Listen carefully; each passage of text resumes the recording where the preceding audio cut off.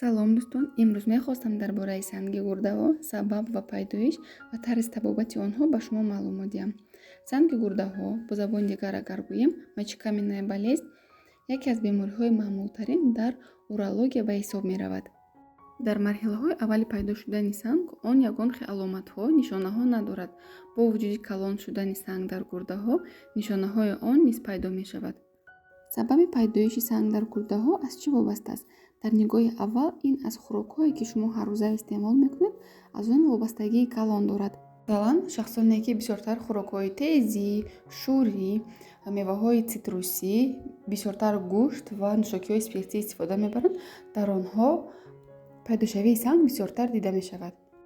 ҳангоми аз ҳад зиёд истифода бурдани маҳсулотҳои шӯрӣ, тезӣ, цитрусӣ, кристаллҳои намак, яъне такшини намакҳо дар гурдаҳо ҷамъ мешаванд. оҳиста оҳиста онҳо ҷамъ шуда намакҳоро ба вуҷуд меоранд.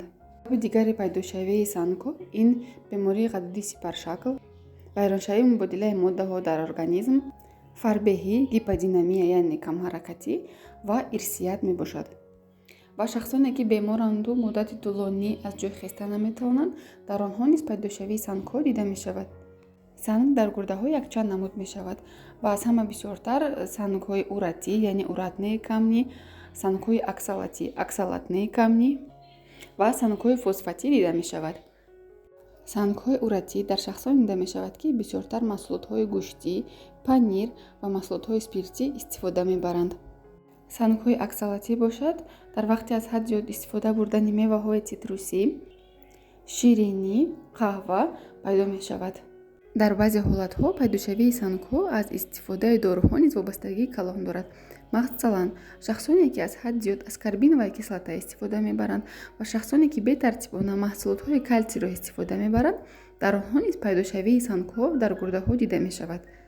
аломатҳои санги гурдаҳо ин дардҳои кунд дар мавқеи миён ва дардҳо зиёд мешаванд ҳангоми кӯрҳои ҷисмонӣ. дардҳои тези бетоқат дар мавқеи поёни шикам ва дард ба по медиҳад. дар ин ҳолат аз фаромадани санг шаҳодат медиҳад. нақс пешоб накардан, дард ва сӯзиш ҳангоми пешоб. дар ин ҳолат пешоб рангаш хира ва ё сурхчатоб мегардад. дар баъзе ҳолатҳо дилбеҳозурӣ, таъби баланд шудани фишори хун дида мешавад. барои ташхиси ин беморӣ духтур ба шумо тавсия медиҳад, ки якчанд намуд таҳлилҳои пешобро гузаред ва аз ташхиси ултрасадои гурдаҳо гузаред.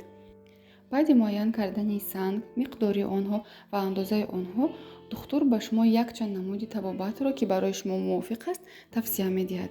табобат чӣ гуна аст? дар вақте ки муайян шуд, ки сангҳои шумо хурд аст, масалан то 5-6 мм аст, духтур ба шумо доруҳоро тавсия медиҳад, ки барои ғалтидани сангҳо мусоидат мекунад. яъне дар ин ҳолат табобати доругӣ кифоя аст. агар сангҳо калон бошанд, духтур ба шумо тавсия медиҳад, ки онҳоро бо роҳи ҷарроҳӣ нест кунад. ҷарроҳӣ низ якчанд намудҳо мешавад ва аз ҳама роҳи безарар ва бехатараш ин лазерная литотрипсия ном дорад.